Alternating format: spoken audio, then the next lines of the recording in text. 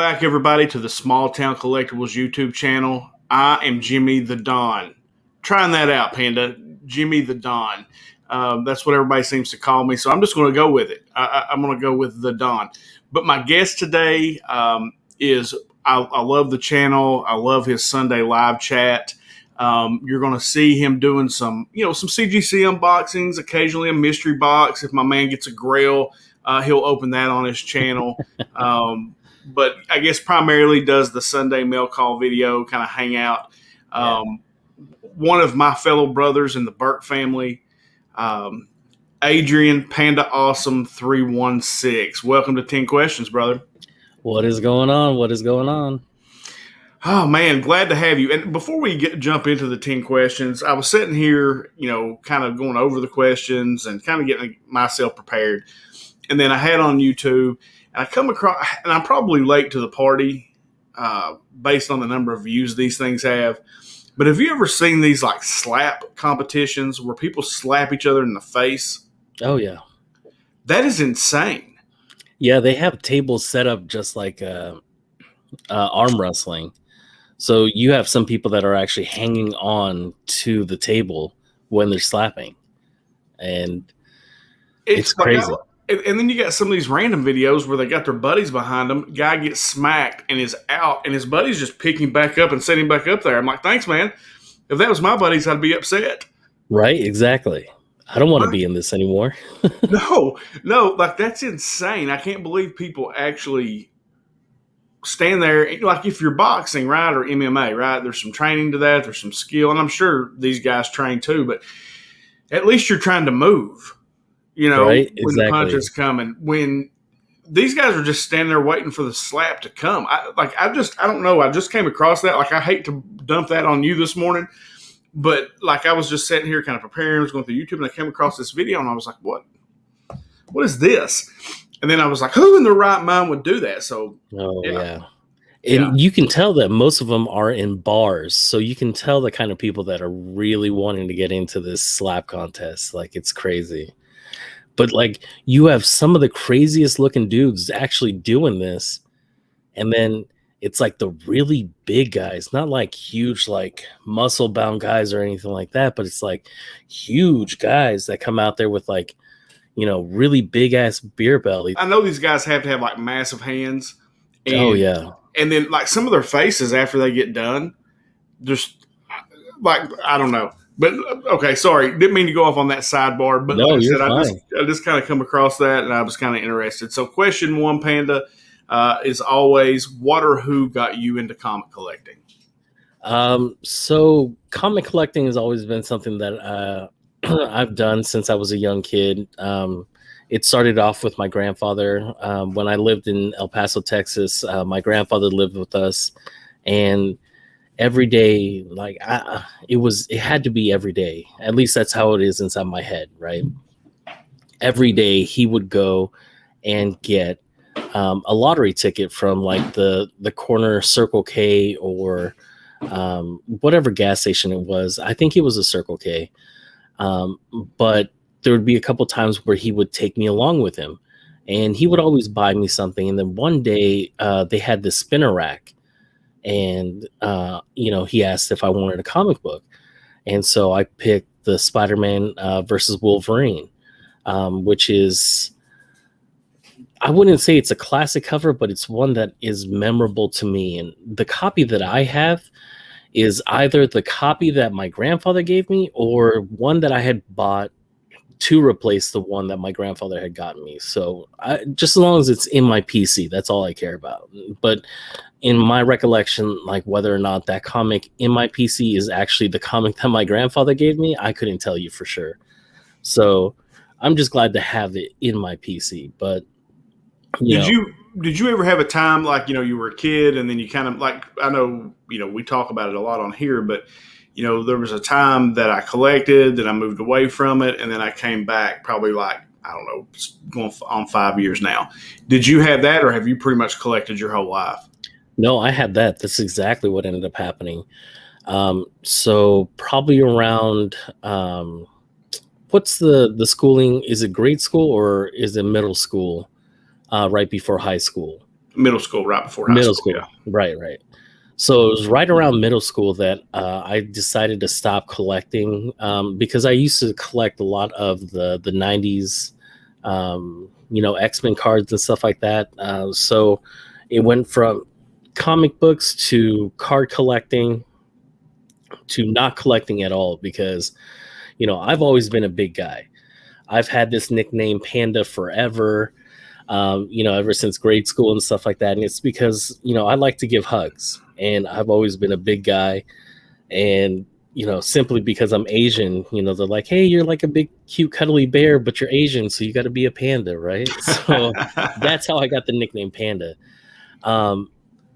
But, growing up, I knew that girls didn't like that kind of nerdy aspect to a lot of the guys that they were dating.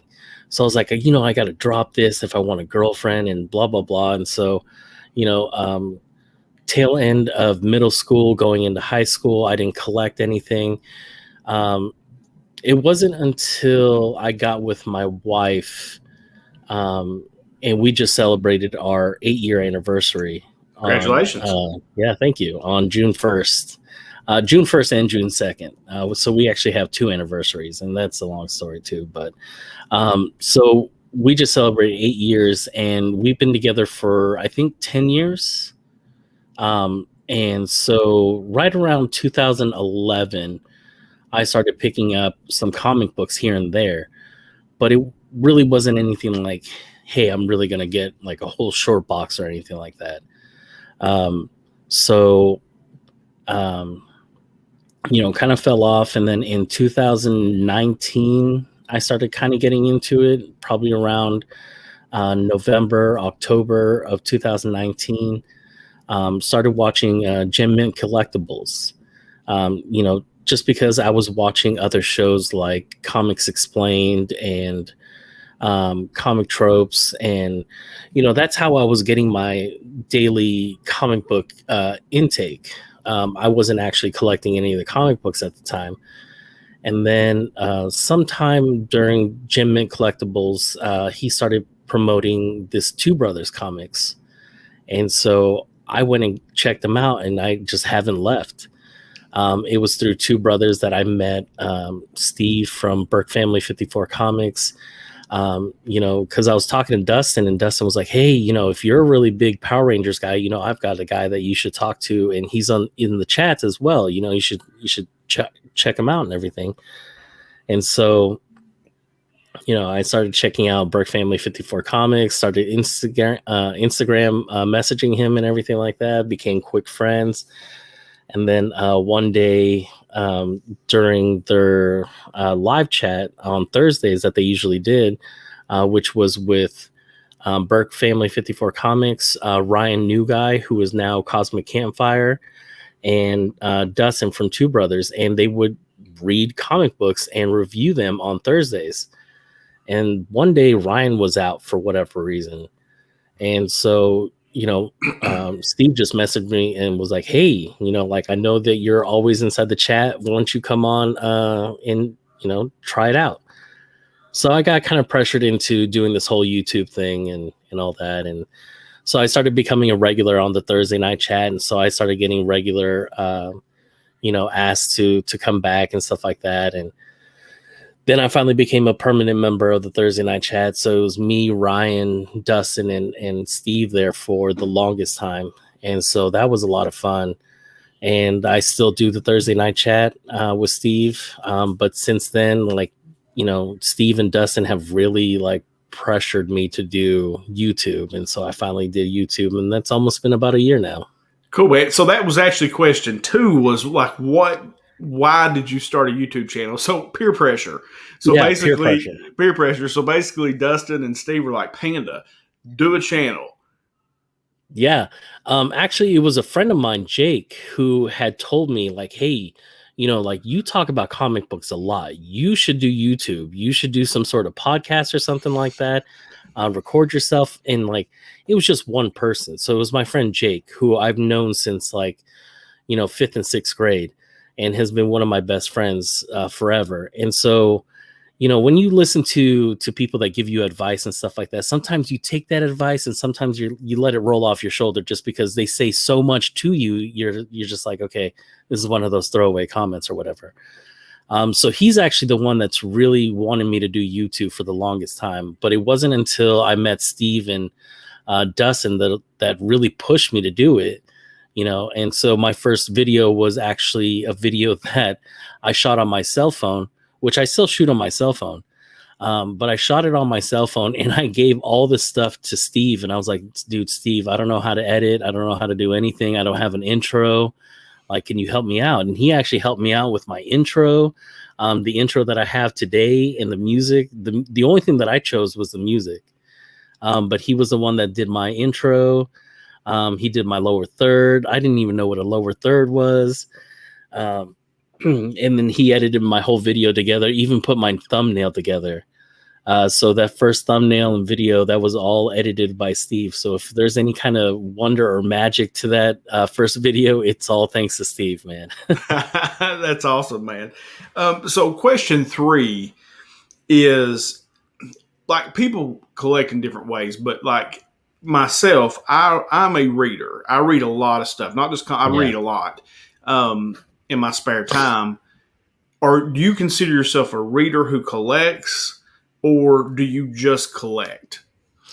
I consider myself a reader that collects. That was one of the main reasons why I got onto the Thursday night show, was because of that. When I first started watching Gem Mint Collectibles, I was watching things like Comic Tom, and I was trying to keep up with the Joneses, I guess you should say, and, trying to get these hot key books. I didn't know what a key book was. I didn't know what a hot book was. I didn't know what a cold book was. Like, I didn't know what a trending 10 list is. And I was just like, okay, so I'll check this out. And every time they put out that trending 10 list, like, I always tried to achieve that goal of getting those books, but it changed weekly. It was a weekly thing. So I was just like, man, how am I going to keep up? And that's when I found that Two Brothers channel. And they had that whole tagline of collect your way. And for the first time, I think I realized, like, hey, it's been almost 4 months since I've actually picked up a comic book and read it. So I was like, there's no way. I can't just collect these books and not check out what's on the inside of them. Because what happens if I get a question from one of my kids or from one of my friends who was like, hey, like, I'm looking to get back into comic books. Where can I start? Well, let me go ahead and give you some personal recommendations of things that I've actually read. And so that was actually one of the whole goals of me coming on to the Thursday night show, was it forced me to actually read comic books, and not just read comic books, but read comic books that I normally don't collect.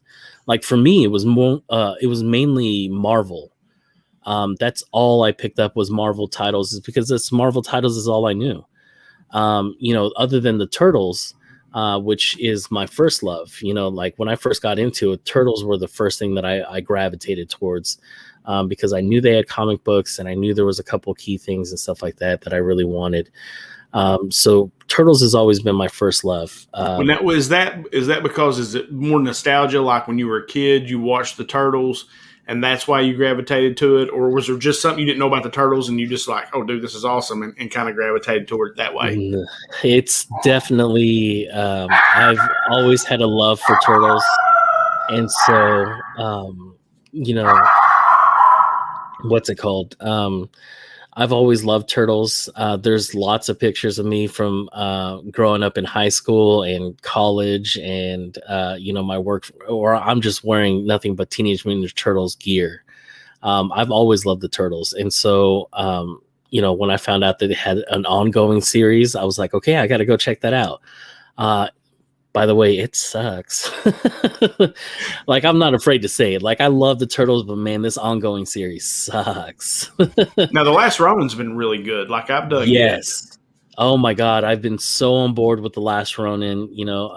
That was one of the books that me, Steve, and Dustin had always talked about when we first got together, was because it was slated to come out earlier that year, but it never did. Right. The release date just kept getting changed and changed and changed. And so we were in anticipation for this book. Like, we had been talking about it all the time. And so I'm so happy that this book has delivered.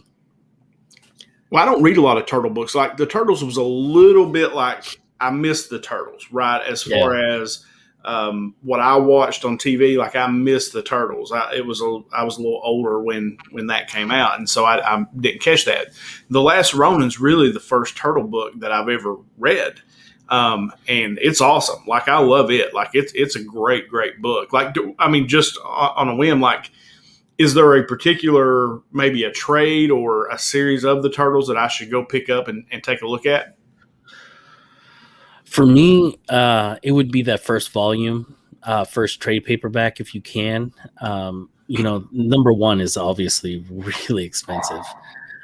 So honestly, I would try to do the origin story of everything and go with the first trade paperback, which has the first trade paperback that I have has a collection of volume 1 through I think 7. And then they also have the Raphael one shot, the micro series that was in there. And they also collect something else. I can't remember. But that's one of the easiest ways to see where the Turtles came from. And see how much it has actually changed over the years, because the happy-go-lucky turtles that we see, like the ones that you see right here, that's the one that's been mass-produced and spoon-fed to the public. But when it was a nitty-gritty, nobody knows who these people are. They came from the garage in Maine, so it's just like. Find out where they came from, find out who they really were, because, Michelangelo wasn't this, party dude. He was this mercenary, like he was deadly with those nunchucks, man. Yeah. And he didn't have that kind of like happy-go-lucky attitude. He would crack a joke here and there, but as you can read, like a lot of the turtles all had jokes, even Leo, you know what I mean? So it's just really cool to see them all in black and white and, see where they all came from and stuff like that. So I would start with volume 1, the first volume or whatever. That's cool. Yeah, I mean, because that's something, like I said, I've never read, and I'm always looking for something new to kind of check out. And I really like going back and reading kind of the beginning of things, and really like older books too. One of the fun things about reading older books is actually the ads, like flipping through and seeing all these old ads, things that they were selling back in the day, but that's cool. All right. So question 4, and this is kind of a new question on 10 questions, but I'm interested to know how, like, do you have a pull list at your LCS? I do. And I do. Is it a massive pull list? It is actually one that has dwindled. It used to be a massive pull list because, like I said, there's this aspect of this collecting nowadays that you can't shake, and it's hard to. It's FOMO. Yeah, FOMO is real. Like you hear about it, like you still hear about it. All like the top 10 trending comics, of this week or whatever, and those are usually some of the newer ones that come out. And you can tell that when these newer comic books come out that, one of them is going to be, super unattainable because, it may have had a high print run, but the demand for it is going to be really high as well. Like Spider-Man, Amazing Spider-Man 55 with Patrick Gleason. Mm-hmm. Some people knew that cover was going to blow up, so they bought like a whole bunch and FOC that stuff, which FOC is final order cutoff, if anybody really wanted to know. And that's when you can order a certain amount of books before they actually hit the shelves. So this way you're guaranteed that number or whatever. And so there's books like that and all that. So.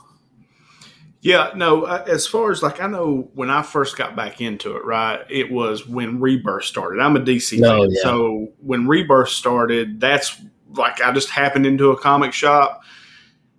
Rebirth was there. I spent $100, I think, and walked out. And what happened, like when I first started, I was buying the cover A's, the cover B's, the cover Mm-hmm. C's. Like I was buying all these, variants and all this different, stuff.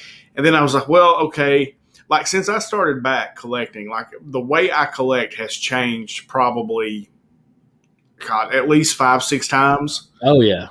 Has that happened to you since getting back in it? Like you started out doing one thing, like you said, you were kind of buying all those hot keys and you were doing this, and like kind of talk through kind of how your collecting has changed since you got back into it. Yeah. So, like I said, I started trying to buy all these hot keys or, books that were hot during the week or whatever. And then, like I said, I found Two Brothers Comics Collecting Your Way. And so then it really became about Teenage Mutant Ninja Turtles and Power Rangers. Power Rangers for me has also been another big thing. I used to have a lot of the Zords growing up and stuff like that. I came from a divorced household. And so during the time that they were divorced, they would like to try to one up each other.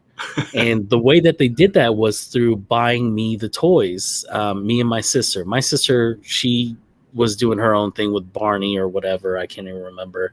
I was so focused on Power Rangers and the Teenage Mutant Ninja Turtles. And so, one day I would have a figure from my mom. And then the next day I would have a vehicle from my dad because the vehicles were bigger and everything like that. So, you could see the competition, but here I am like, let the games begin. Yes, right? I'm reaping the benefits. Exactly. I'm just lucky enough as to where my parents got back together. And so I didn't come from a completely divorced household. There was just a time period where my parents were separated for about 5 years. And when you ask my parents to this day, those 5 years are dark. Like they don't even recognize those 5 years. And I'm just like, but it happened. They're like, nope. Me and your father have been married for 30 some odd years. I'm just like, okay. Okay, but my love of collecting came from this dark period. This my love for the turtles and the Power Rangers came from this dark period. So Yeah, whatever. exactly. I read mostly DC comics. Really? DC has a stronger storytelling than I do believe Marvel does. I agree with And that. when you Marvel's been get to trash things like lately. King in Black and stuff like, oh yeah, absolutely. And they're reaching for a lot of stuff. Like they're trying to get their audience back, but nothing is like wowing us or anything. But DC has had some really good storytelling. And I've gotten more into DC and indie comics with things like Something is Killing the Children and Once and Future, and of course the Turtles and the Power Rangers are indies as well. Which you don't think of Image or Boom Studios as being indie comics anymore because they're so huge, Right. but they're still considered indies, right? Right. No, absolutely. All right. So, question 5, and I want to talk a little bit about this. I try to talk with everybody about this, or like since kind of jumping into the YouTube community, like what are some of the positives for you? Like what has it meant to you jumping in, finding the community that you found, etc.? Man, I've got this gigantic poster over here that sits above my TV that says geek. And I've had that thing for almost 10 years, right? I've always identified as a nerd, as a geek, as, an outsider. But when I grew up, that stuff was cliche and something that you shouldn't do and something that you should hide if you wanted to date any girls or anything like that, right? Mm-hmm. Because nobody wants to be dating the nerd or the geek or whatever. So you kind of had to shed those clothes or whatever, that title. But I've always identified that way just because of my love for the Turtles, the Power Rangers, for Batman, for Spider-Man, for Wolverine, magic tricks, things like that. I'm just saying. But yeah, I mean, you get around to doing all this, and I'm sorry, what was the question again? Oh no, we were just kind of talking about the positives of the YouTube Oh community, yes. like.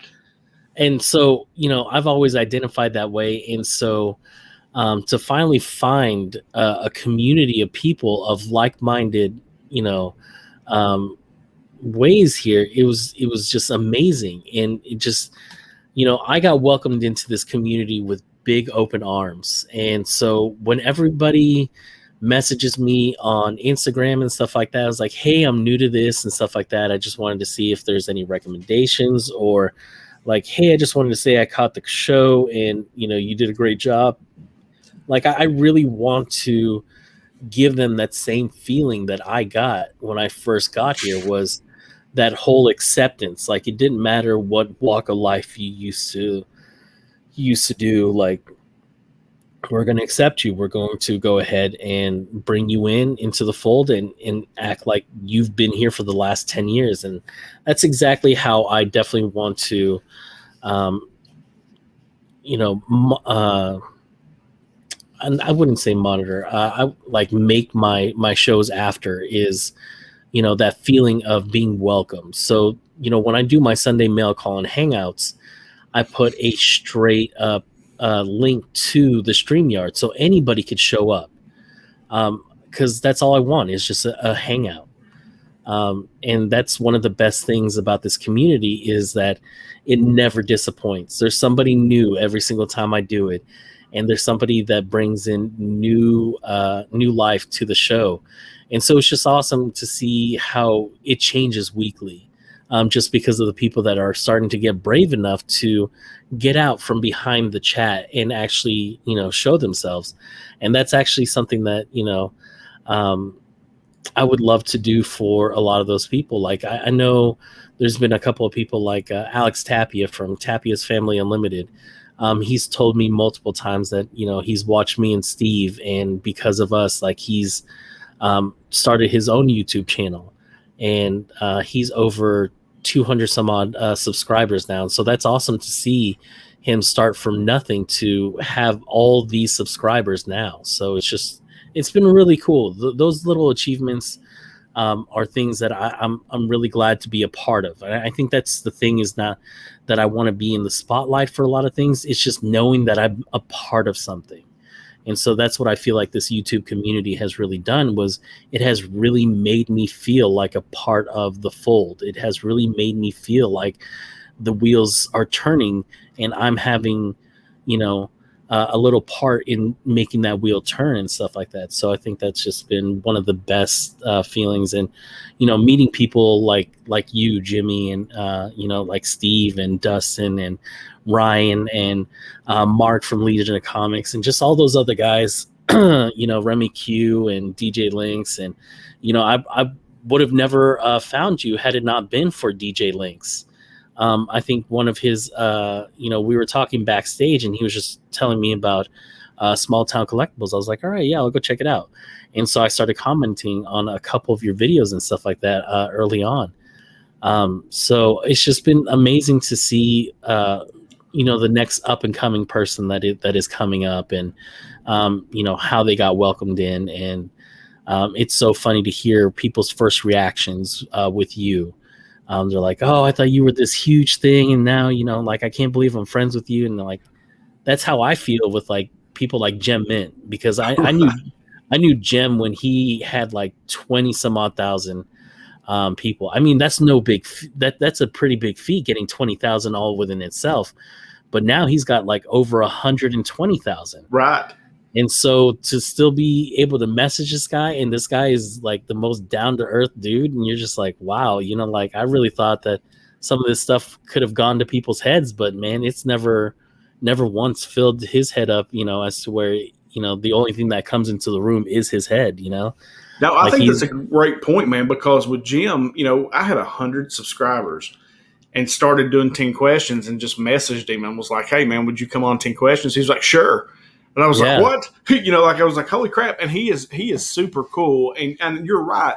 Like, there's a couple things you said I want to kind of drill down on, because I relate to what you're saying. Like, when I was going into high school, I still collected, right? I still collected ball cards, and I still read comic books, but I didn't tell anybody. Right. Like, I played basketball. I did all these things. And, I don't know how to describe. I did not tell anybody Right. that I collected comics. I kept a box back in my closet, like all that stuff was hidden. So when girls came over, they didn't see it. I mean, I'm glad to hear that other people felt that same way. Yeah. And what's funny now is that I started the YouTube channel, and people that I know are finding out that I have one. They're like, "Dude, you like comic books?" And I'm like, "Yeah, man, I love them. I have my whole life." And they were like, "Man, me too." And Oh, I had no idea, like it was, and so I find that interesting, like, that people feel like they have to hide that at a certain age, because yeah. really, pop culture and comics, and especially with the movies today, I think it's a little more accepted to be into comic books and superheroes and Ninja Turtles and things like that.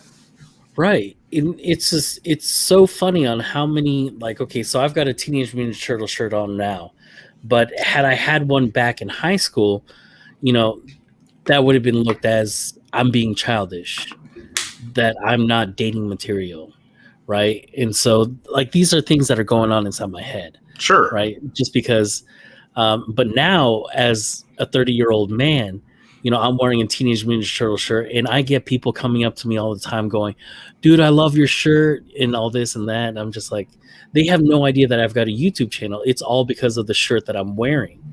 And so, actually, my wife can attest to this. We went on vacation for a week over in Branson, Missouri, and certain shirts that I would wear, every day that I wore it, people would come up out of nowhere.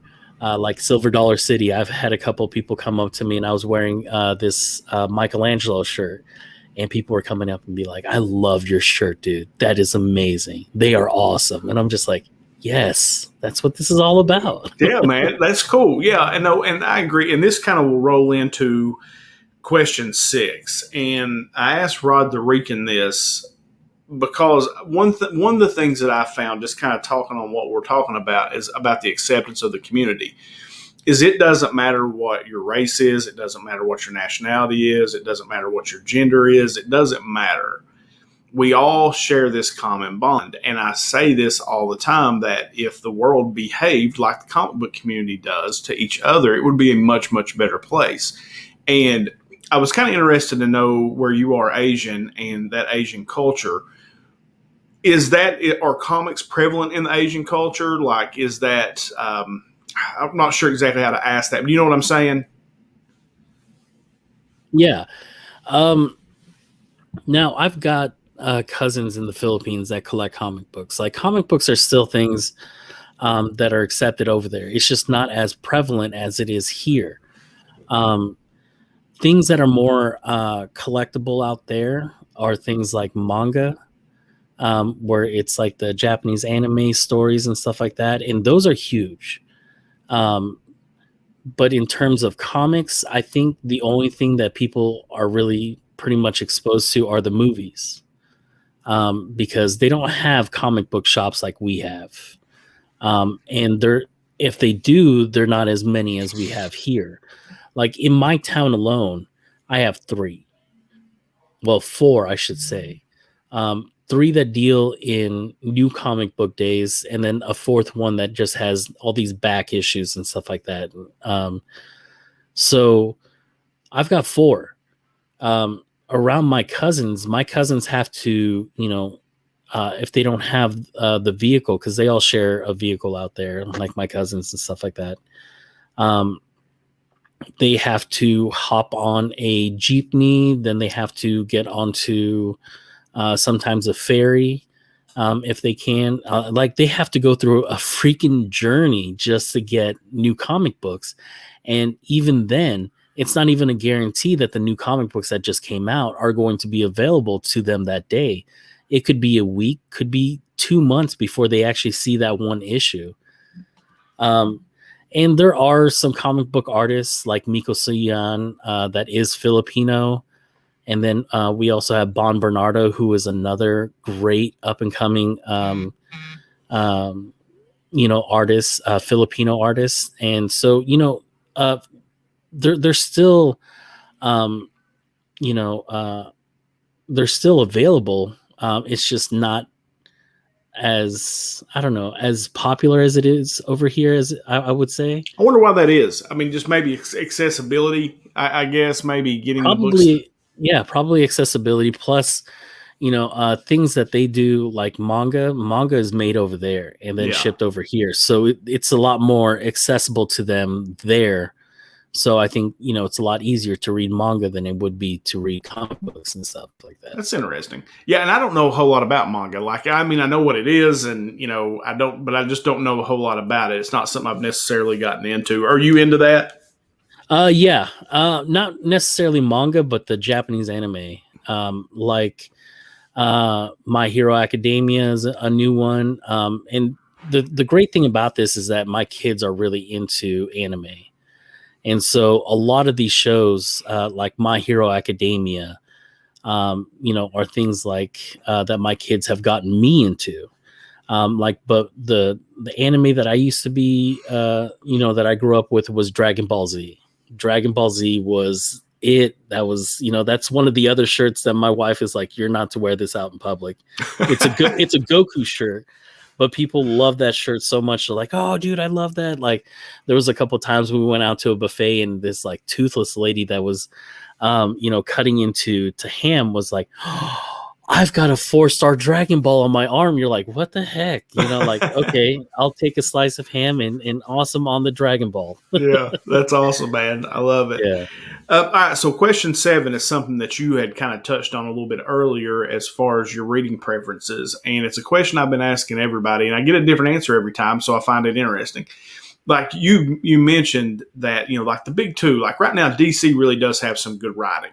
The stories seem to be good. Marvel's a little suspect right now, but you hear a lot of people talk about they read indie comics, including myself, where a lot of times there's certain books, like Superman's my favorite, so I always read him first, right? I got to keep up with the Superman, and it's not great all the time, but it's my favorite, so I read it. But then it's usually Superman, Immortal Hulk, and then I go to the indie titles for that week as far as what in the order that I read. Why do you think people are moving more towards indie titles and maybe away from the big two somewhat? Honestly, I think it's just because, we hear the old adage of things in comic books don't die, right? You can kill off a character like Superman. Superman, they killed off in the 90s. Yeah. And then not even within a year, they brought him right back. Like, they couldn't just let that go for an even longer time, like a time period without Superman. And, they bring him back. So people are tired of high stakes stories where you get the payout, but then the payout later on doesn't pan out. Right. You know what I mean? Like, sure. How many people were so invested in the death of Superman? That would have been a hot comic book, to have that polybag black, death of Superman. But then they came out not even a year later with that white polybag, the return of Superman. The stakes weren't there anymore. Like, how can you go through this big epic battle and then at the very end you just bring him back anyways? So what was the point? Right. That's a great point. Yeah. And so I think a lot of the indie titles that we're seeing, because a lot of the stories that we read that are really good are micro series, mini series, one shots. And those are the ones that are more memorable to a lot of us. Like Frank Miller's The Dark Knight Returns, right? That was an amazing series, but it's not one that's like in Batman continuity or anything like that. Right.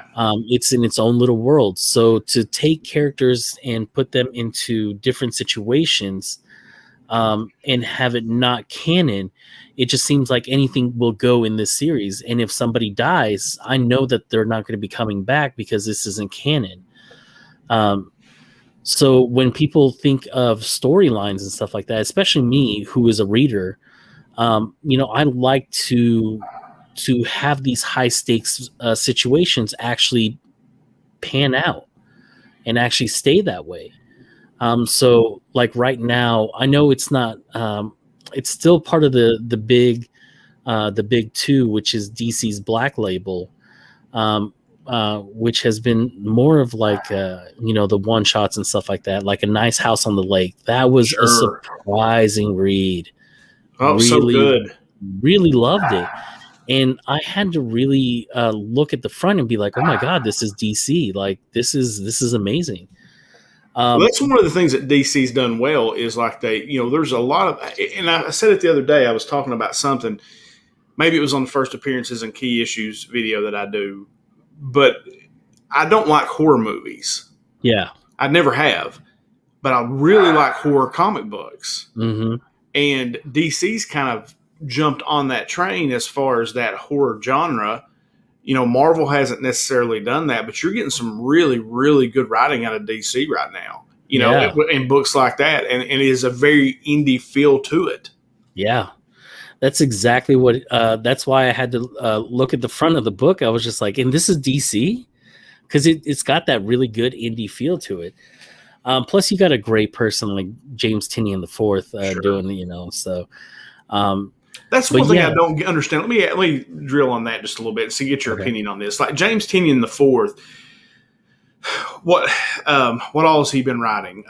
Something is Killing the Children. Yeah. What else? Nice House on the Lake. There's been a bunch of titles by him that have just been phenomenal, and Batman has been subpar in my opinion. Like, how does that happen?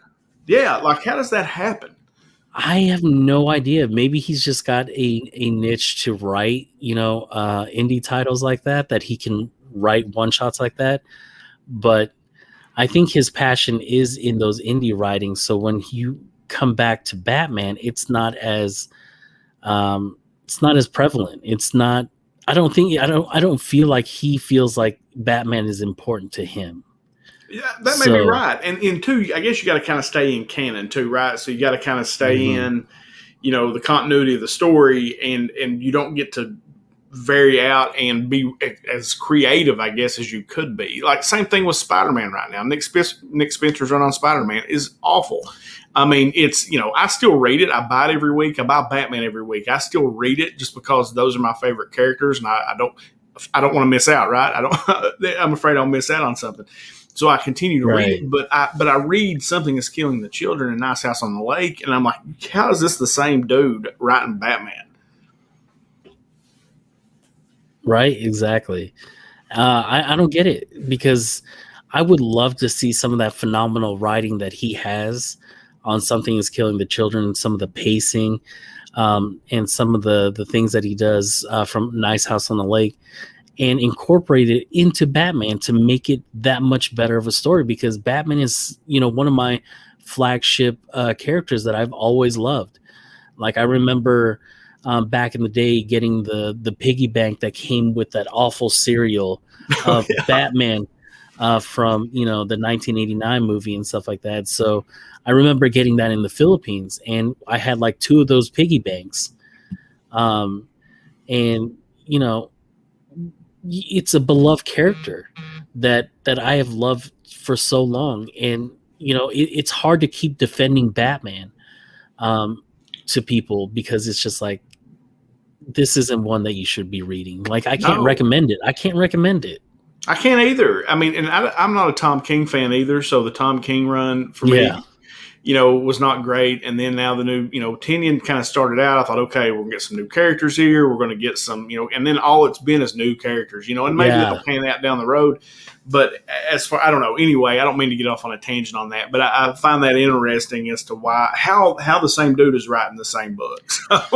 He's got quite a range, because it doesn't feel like the same person is writing this story. And then he jumps onto a different story, and it still feels the same way. Like you can't tell that it's written by the same person. No, you're right. Absolutely. All right. Now, question 8. And this has kind of become a staple question on here, because I get a different answer every single week. And so I find it interesting. Is, what do you think is the single biggest challenge to the comic book collector today? Knowledge. That is definitely something, because when I got into this head first. Like I was all in it. I had no idea what I was doing. I was picking up hotkeys. I was picking up things that were well beyond my budget. There was a time period where I would look at a comic and be like, there's no way I'm spending $70, $80 on that comic book. There's no way. That's way too much money. Now I'm thinking, man, I should have picked it up when it was that cheap. Yeah, right. Right, exactly. So there's just a lot of things like research, things that really could help you, in what you want to collect. That's also the other thing is collect what you like, not what everybody else is telling you to collect. I find this hobby to be a lot more enjoyable when I'm collecting the things that I want to collect, I not agree. things, yeah, and not things that other people like because I may not like it. A lot of people like Vampirella. It's never been for me. You know what I mean? Or Red Sonja. A lot of people love Red Sonja. Still one of those things that I don't read any Conan. I didn't read anything that was in that time period. Like that's not something that I enjoy. So when I Gary B is rolling over right now. He's like, I know, Panda. I know. Gary B was the first person I thought of, and I was like, oh man, I can't say anything. But yeah, But I don't read that stuff either. It's just not really for me either. exactly. And so when you ask different people, like, hey, what would you recommend? And people would recommend, Vampirella or Red Sonja. These things just didn't catch me. So find out what you like to collect, because it's going to be a lot more of an enjoyable ride that you're going through if you collect what you like.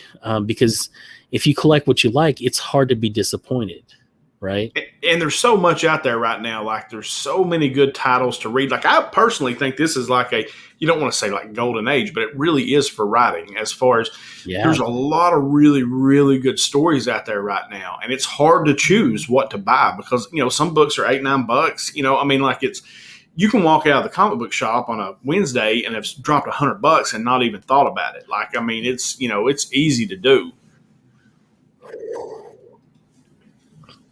Yeah, it's so easy to do. And that's the other thing is also have a budget. Have a budget. Like what is the most that you're willing to spend this week? Cuz if you don't budget yourself in this hobby, you'll find yourself going broke so quick. Because things are $8, $10 on a regular, but then you have key issues of that book and all of a sudden that key issue is $150. You know what I mean?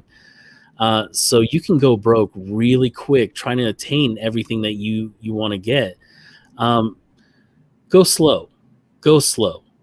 The more you deal with everything, the more you learn. Like I've been in this hobby almost 2 years now, and I'm still learning. I still consider myself a noob.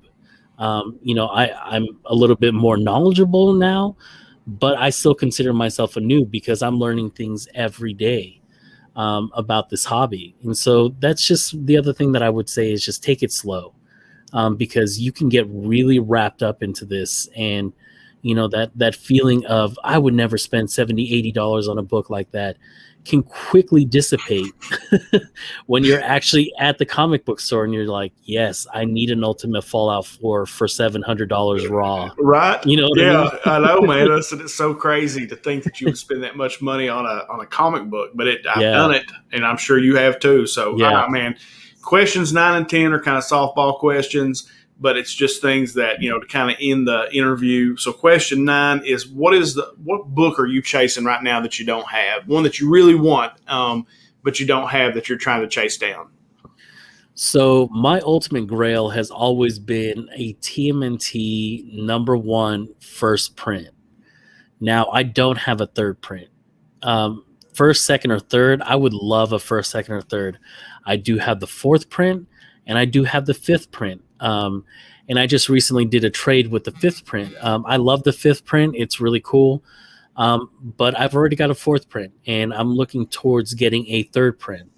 And hopefully eventually I can get my 1st print.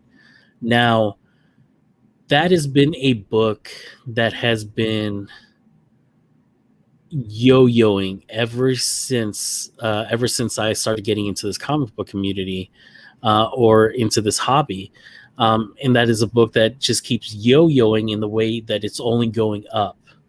So every year that I say I'm not going to get it this year, I don't have enough money, it just adds another $1,000 to the price of what it is now. And I'm just like, oh my God, fair market value is showing this book at, $1,500 just for a first print. And that to me is unfathomable to spend that kind of money on a book. But here we are doing the same thing anyways. So hopefully I'll be able to get my TMNT #1 first, second, or third print here pretty soon. I put it on my 2021 want list. That's on there. I've got a Secret Wars 8. I've got Ultimate Fallout 4, which I did used to have, but regrettably sold at the time, and ASM 300. So those 4 books have been on my want list for quite some time now. But I think it's interesting what you say, though, because that's a great point. As far as like you want something, you're like, I can't afford that right now. I don't want to pay for it right now, and then you wait, and it goes up another $1,000, and that's something that over the past few years I've realized. Like, I don't spend mine and Amy's money necessarily on comic books, right? I will hustle and flip and do whatever to try to get the books that I want. And so, like, I have just here lately, I've just decided, okay, if there's a book I want, then I'm going to flip. I'm going to stick some money back, when I sell, and I'm just going to build up until I get that book, and I'm going to buy it. Like, I sold a mystery box run 3 weeks ago because I came across an Ultimate Fallout 4 that I was like, okay, I've got to get this. So I put a bunch of mystery boxes together, sold them. I sold a couple of other things. Some other stuff I'd sold money, I cabbaged back, and I put all that together, and I bought the book. And so, nice. But I think that's an interesting point, is when you're, that's one of the things that kind of goes back to the collecting question is, what do you really want? And if there's a book you really want, like when I started doing the channel, it was buying mystery boxes, right? I was buying mystery boxes and opening those. Well, I don't even really do that much anymore because mystery boxes are a hoot, and I still do Mystery Box Monday. But it kind of came back to, well, I'm spending, $500 a month on a mystery box. What if I just took that $500 and bought a book I wanted, and so it's just, that's interesting. So no, I love that. All right. So question 10, and I imagine we watch a lot of the same channels, but I'm wondering if there's any channels that you watch that maybe we don't know about, maybe somebody I need to be reaching out to have on 10 questions. That people need to know about, maybe in our community, that because there's kind of a group of us that kind of know each other. Fam. Then I've got the usual suspects, and there's just kind of a group of us that kind of know each other, that kind of started at the same time and kind of come up together. Are there any channels that you watch that maybe we don't know about that we should? So you should already know about Nick's Kicks and Comics.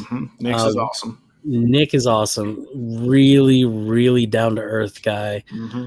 Really definitely makes his shows feel like you're just hanging out. That's one of the aspects of his show that I love the most, when he does his 3 up, 3 down, or what he calls now the pull list. When I was on there doing his show, it definitely didn't feel like I was doing a show. Like, it felt like I was just hanging out with Nick, just knocking back a couple beers and just hanging out. And that's exactly how I want everything to feel. And so, because that's, one of my favorite parts of being on YouTube is not being live on YouTube. It's actually the after part when we talk backstage, like when the recording has ended. That's when some people's real personalities come out. And some people's personalities are the same on screen as they are backstage. I hope that I'm the same way, and Nick is definitely that same way, man. The way that you see him and perceive him on the recorded edits and everything like that, and on his live streams, is exactly how he is. He's one of the most genuine people to be in this community. And one of the best guys. He's got an awesome personality and awesome humor. So I love hanging out with that guy. So I would definitely say Nick's Kicks and Comics. Another one, MJ Comics. They're from the UK. Love MJ Comics. He and his brother, James Mack and Mikey, they had started their channel around the same time I did, and we've been reaching our goals probably around the same time too.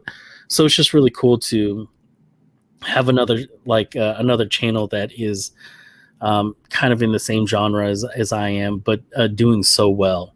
And from a different country. So those guys from the UK, James Mack and Mikey, love those guys. Always bring the energy, always have great lives and stuff like that. So I would really recommend MJ's Comics as well. Cool, man.